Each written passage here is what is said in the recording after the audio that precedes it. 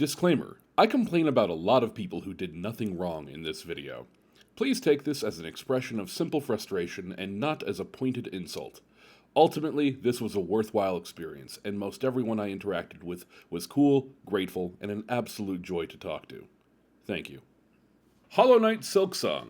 It actually came out, marking not only the release of a highly anticipated game, but also the third time I've had to rewrite this intro.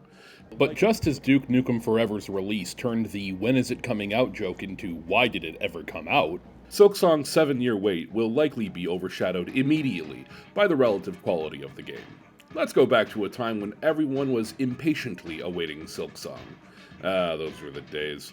All we had to play back then was, Hollow Knight. The air crackled with fury.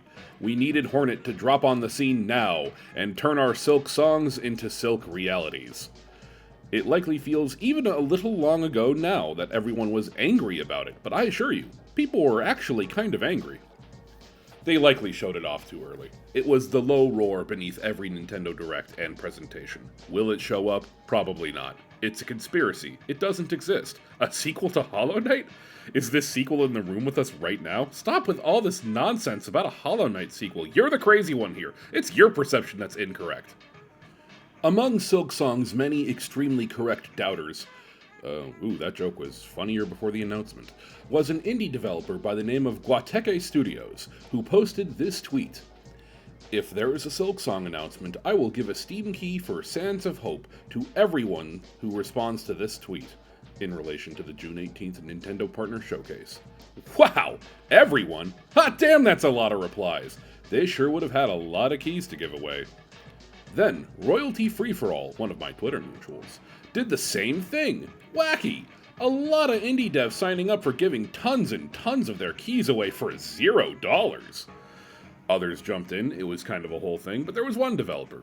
A stupid little idiot moron developer who dreamt of clout and fame, and also wanted to be quirky and unique, and he also happened to have 78 keys for his underperforming indie game just kind of sitting around. So he decided to not be like the other girls. I don't know, I guess he's just twisted like that. Welcome to his fucked up mind. He said, okay, fine, but how about I give my keys away if Silksong doesn't show up? Cute. But there are two logistical problems with this. One, anyone who responded to both gets a free game no matter what. This should have been a great sign that there was a decent reason all the indie devs were betting one way and not the other.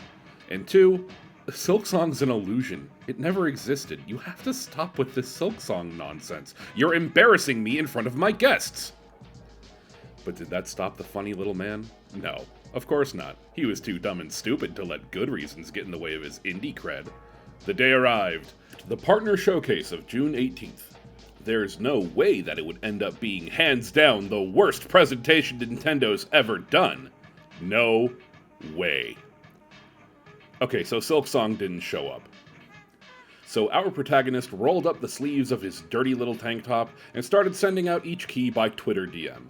Also, more than 78 people responded, so he decided to give them all a key too after requesting more from Steam. That was a whole thing. Everyone was happy. The little developer that could gave away a ton of stock for free and came out of it with nothing to show for it, and a bunch of people got an unfinished game they'd never heard of. A story for the ages. The end. Okay, but why is there so much time left in the video? Because that's not where the story ends. That was just the prologue. Join me on a story of broken promises, fulfilled promises, fake Twitter giveaways, real Twitter giveaways, Steam key delivery logistics, a bunch of extremely excited and broke children, and maybe even a few pictures of my cat, Dante. Ready? This is the story of how Silksong forced me to give away thousands of Steam keys for free.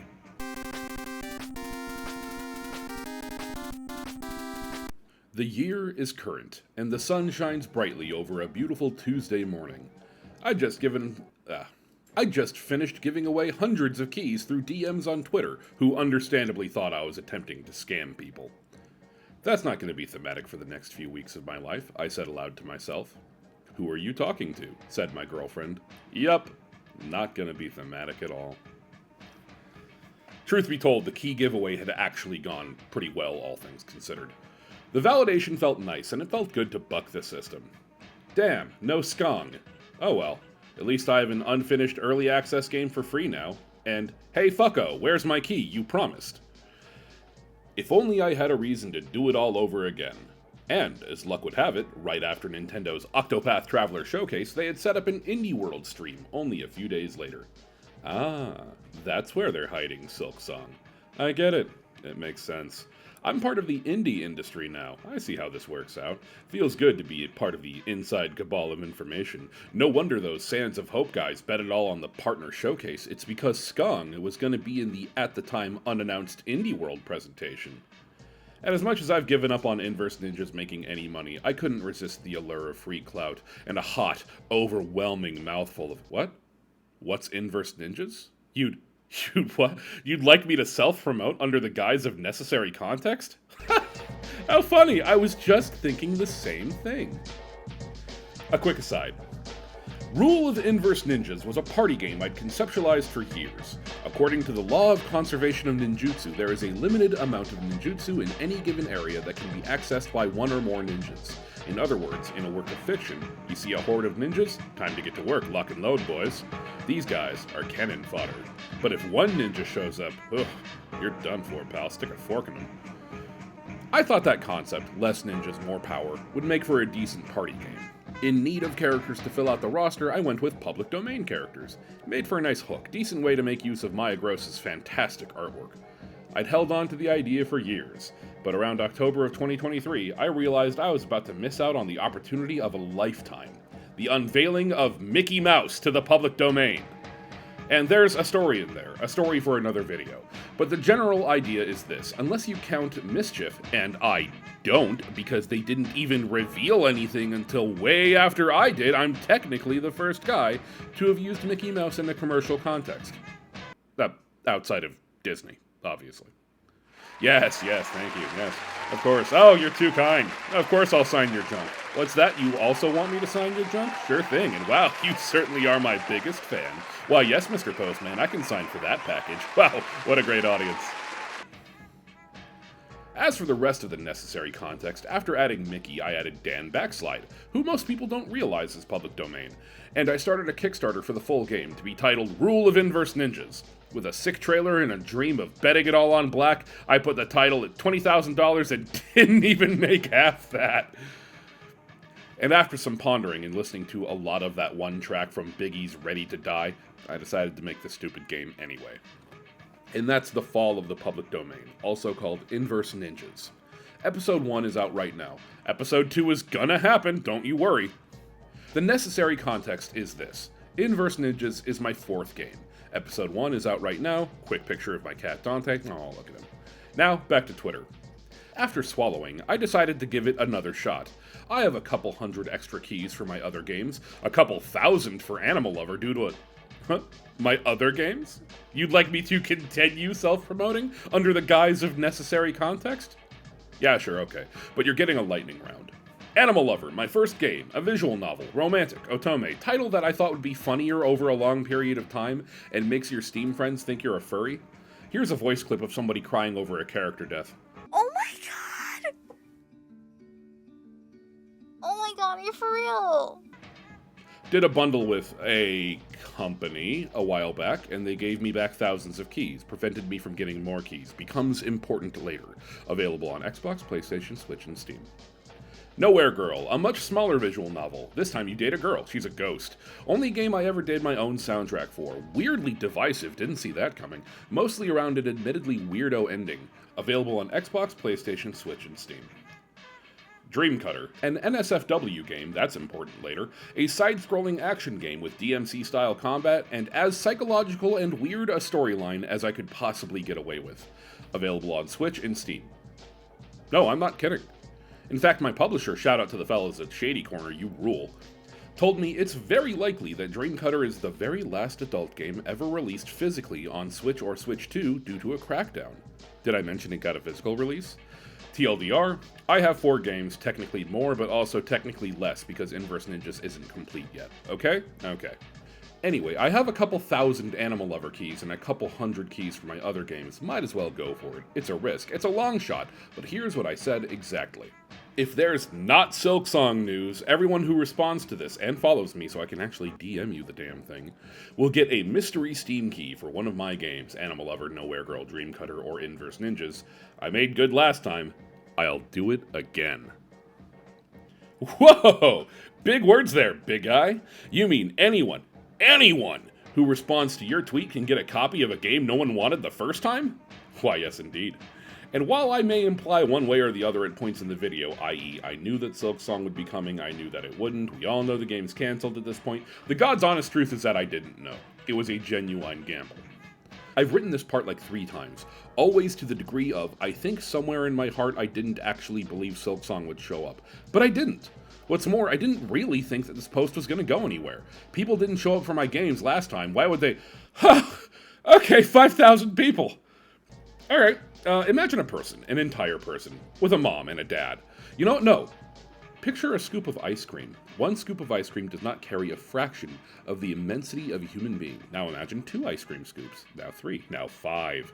Could you eat 5 ice cream scoops right now? How about 100? How about 1,000? How about 5,000? Now turn them back into people. 5,000 whole-ass people? How am I supposed to eat 5,000 people that... Wait, hang on. In the age of TikToks and billion-view YouTube videos, it's easy to lump people together, but I am a small indie dev, and every single person there represented an amount of additional work. If you're a big influencer, whatever, right? It's just numbers. But I've never gotten this kind of attention. Scratch that. Hi there. Yeah, I technically did. I made some really bad Oni Plays animations that got 50k views, and also Manly Badass Hero played one of my games to a 300k audience. That was cool. Shout out to both channels, by the way. But those views didn't require work, or at least extra work. Anyway, what was I saying? What I'm getting at is that these aren't views that you can rack up and resolve with a simple post that says, like, "Thank you so much for all the attention, everyone. I love attention. I can't wait for you to give me more."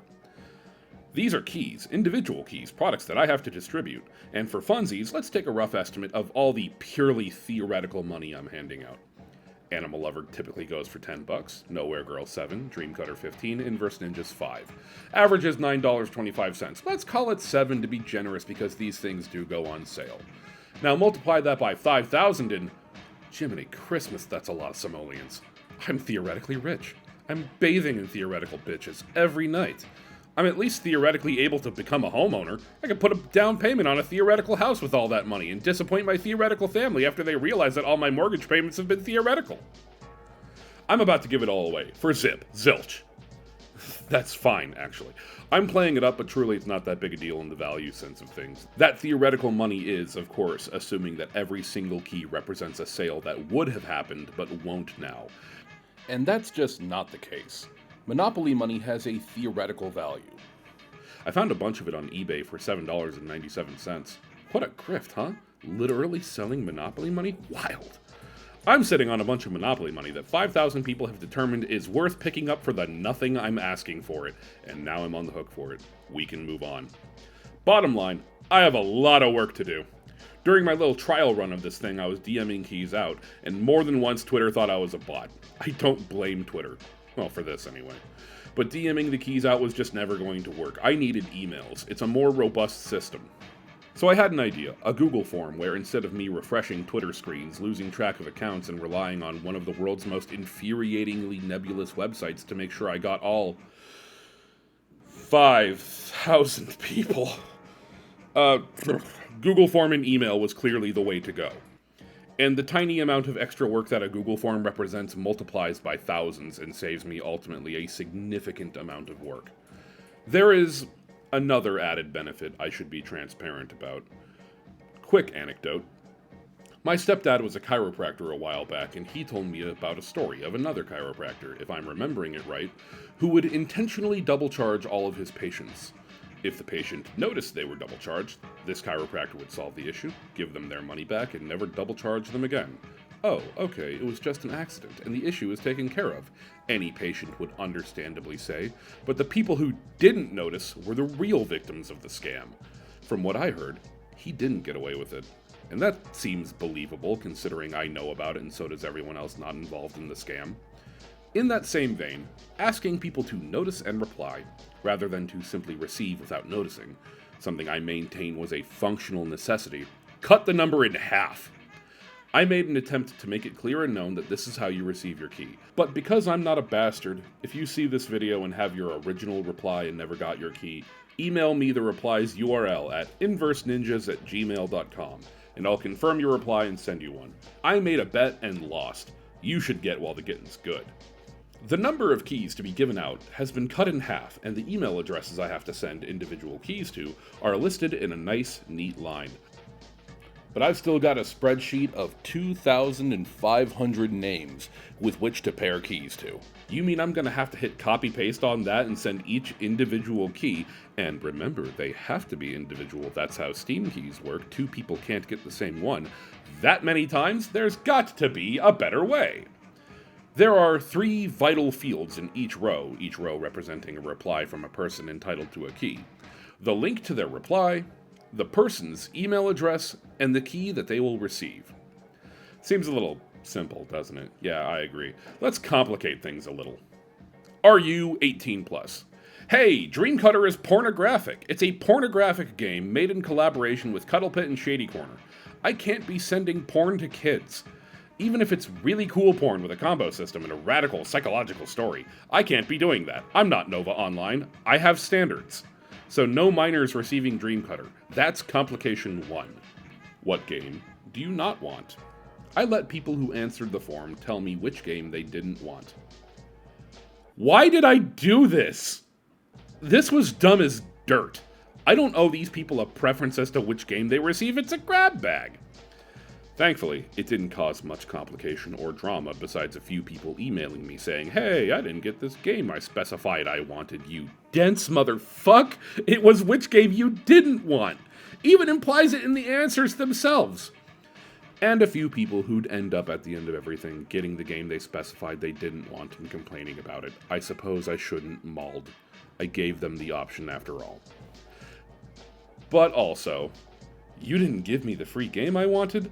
was the last thing I wanted to hear by the time this was over. I know you're innocent, but I'm tired. But, considering those 2 extra fields by now, 1 or 2 jokier ones, like this one that said, "Say something nice, or at least insult me in a creative way," these 3 fields are the important ones. So put these fields side by side. Email, reply, 18 plus, preference, key. Key starting off empty. Step 1, check that it's a real email address. Step 2, completely ignore the reply field because I'm not going to check that people are posting fake replies while I'm putting keys in. Sorry. Step 3, use a random number generator to find out which key they're getting.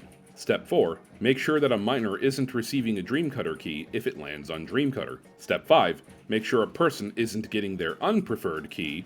Step 6, put the key into the key field and move on. Once the key fields were filled out, I set up a mass emailer to send each email address the key associated with their row.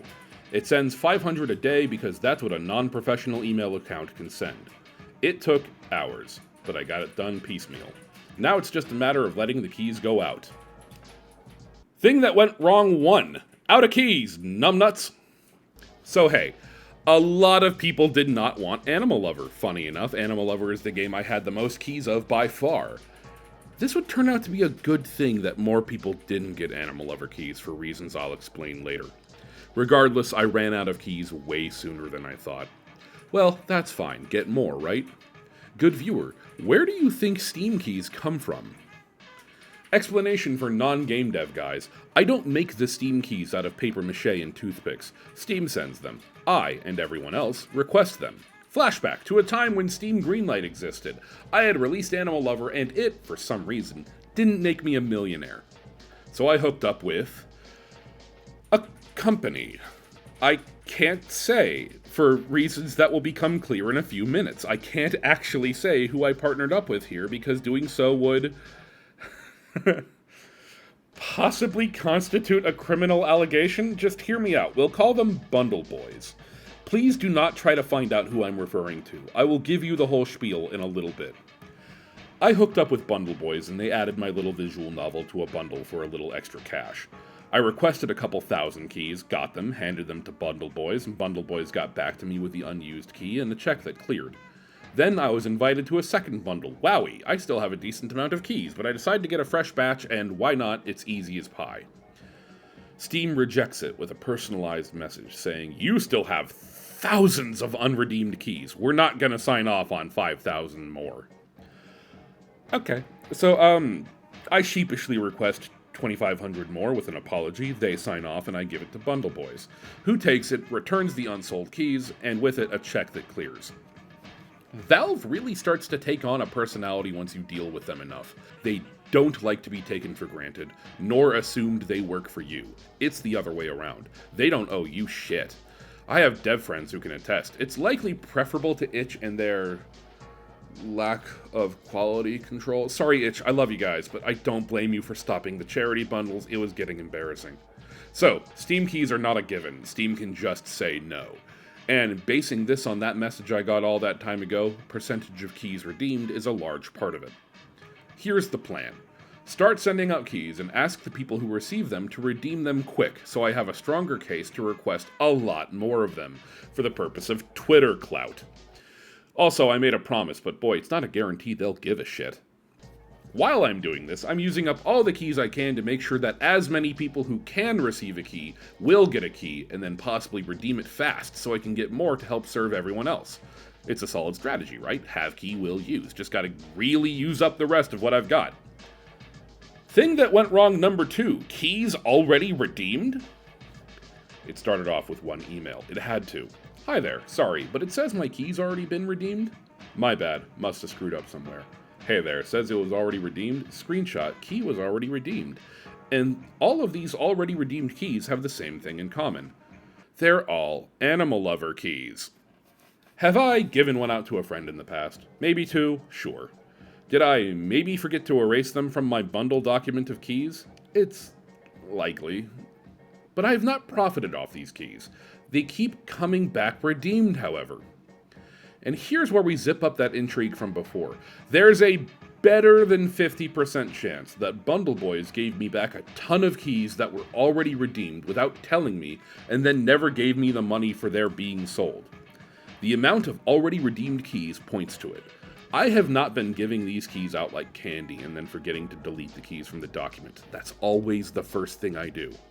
Please, please, please, please do not try to figure out who I'm referring to. First of all, you probably could, but I really don't want you to. I don't care. The problem is fixed by now. You're watching the video after all. And when I say there's a better than 50% chance, that's still a coin flip. I didn't do a criminal investigation. They could be innocent as angels, and I do not want to criminally allege something against guys who were only nice to me and gave me 2 decently sized checks that cleared at a moment when I really needed them to. These are not criminal allegations. Just because an explanation makes sense doesn't mean it's the only explanation that makes sense. So it's possible, but not guaranteed, that I've been defrauded of some money and got left holding the bag with essentially a poisoned sack of keys. And a key that has a chance of not working is the same thing as a dead key, functionally anyway. If I have a friend who I want to give it to and they're patient, we can be like, okay, try this one? No? Okay, try this one? No? But okay, very nearly the same thing as a dead key. The "my key has already been redeemed" emails start flooding in, and it's a mess. I've got tons of these people and no key to replace with because I already ran out. Okay, so just start emailing them back saying, "Hold on a minute, I'll get you a new one soon," right? Well, I can, and I do. But I can't send them from inverseninjas@gmail.com at this specific point in time because guess what? The key mailer is consistently sending out keys just as soon as the timer on the send limit resets. So I have to message these people back from my personal email account and just pray to God it doesn't go to their spam folder. But whatever. Everyone is still being super cool and understanding about everything, and I'm pretty sure the worst is behind me. Thing that went wrong number 3. I made a really bad whoopsie. A miner got a hold of Dreamcutter. Believe me, I've lost sleep over this one. I imagined the future that lay before me, lead dev of burgeoning new Kirby Air Ride clone or whatever I do in the future, exposed for distributing pornographic materials to minors. Inverse Ninjas' over party. Here were my 2 options. The kid reached out to me, and very kindly I might add. I could treat it like it's not a big deal, give the kid a different key, and hope to God he never decides to try to squeeze me for clout or blackmail me or something, or that no one notices that he contacted me through public Twitter messages. Or option 2, own up to it immediately, make a public statement, intentionally draw attention to my major fuck up, and rest my still beating heart on the table for anyone to jab and poke at as they see fit. I went with option 1. For about 7 minutes, my conscience got the better of me. I apologized to the kid, contacted Steam to revoke the key, to which they were like, do it yourself, and then pointed me to the documentation I was looking for on how to do it, revoked it myself later, made a public statement, and prepared myself for the onslaught of rightful criticism. Thankfully, the effort to put things right and not hide anything in the shadows has gone appreciated. The solution from then on out was, no more Dreamcutter keys, fucko! I didn't have that many to begin with anyway, and unlike my other games, there's other organizations involved with Dreamcutter anyway, so it's fine. I will just not give that one out anymore. You want to play it, you gotta buy it yourself. Thing that went wrong number 4. Yes. 10 people received the word yes instead of a key. Whoopsie daisy. I had shifted the column of an auto-updating Google form linked Google Sheet, and it started populating the list with the word yes from a different answer. I knew exactly who the people who received yes were, and I contacted them. They'd have to get their keys with the people who got the fucked up keys. Pretty small brush up, especially comparatively. Side note, I internally used the name Yes Men to describe these people, so if you, watching this, are one of the 10 people who got the word yes, congrats, you're a yes man! Okay, I think that's all the fuck-ups. I've distributed all the keys. I thought about, even announced that I would, give the people who already got their keys a day to redeem them so I have a stronger case to request more, in case the thing happens again. But I would not have embarked on this nightmare fucking journey if I was not an impulsive man. Damn the torpedoes, full speed ahead, I requested the keys early. And they gave me all the keys I needed. 2500 Nowhere Girl, 2500 Inverse Ninjas. I'm never requesting Animal Lover keys ever again, and I had no intention of distributing more Dreamcutter keys. And if I run out of keys now, it's exclusively because I've been giving them out without checking to see if they actually replied to the original thread, which I have to start doing now, goddammit. And that was it. Then it was a matter of waiting for the auto-mailer and putting in the right keys. A few days later, a promise made became a promise kept. The overwhelming response was a bunch of kids calling me a goat, which I'm in my 30s, man. I'm just gonna assume is a compliment. And the majority of people saying, holy fucking shit, I can't believe you actually did this. Which, for a dude who struggles with his ego anyway, and consequently self-consciousness as well, the two are comorbid, you don't get one without the other, it was pretty hard to not get a big head about the whole thing. But at the end of everything, all I did was distribute keys to games. That's something any decent Kickstarter has to do. It's a common job. And while it was stressful and annoying, the only real difference with this one is that I wasn't paid for it, and I have a day job I had to do in the middle of this. So I'm really appreciative of all the kind words I've received for this, call it a project. Social experiment? Nah. Oh, giveaway. That's all it is. This experience taught me 2 things, and I'd like to share them here. The first is that giveaways on social media are so deeply relegated to the domain of scammers and bots that the idea of somebody actually going through with something like this was consistently shocking to people. I don't know if that means it ought to change, but if you're planning on doing something similar, don't be surprised when no one believes you'll actually go through with it. The second thing I learned is that there's inherent value to keeping your promises. If you promise to do a ton of work for no money, and then you actually do it, there's a value there. A growth, a quiet, humbling satisfaction that can't really be quantified. I'm glad I did this. All this time after the joke of "I can't believe you're doing this" stopped being funny, I still feel richer for the experience. That said, a few people in my life have begged me to try to gain something from this, besides the magic sense of fulfillment that comes from inside you. So, sure, whatever. You want to help out? Give back? I've started work on episode 2 of The Fall of the Public Domain, entitled The Last Stop Out of World 1. And in the same fuck it we ball vein as adding Mickey Mouse to Inverse Ninjas or giving away thousands of dollars of stock for free for literally no reason, weird artistic experiments made at great potential cost to myself, which is apparently the only way I can get off these days, the boss of episode 2 is going to be special. Preps need not apply. And I've started a Patreon to help me finish off The Fall of the Public Domain.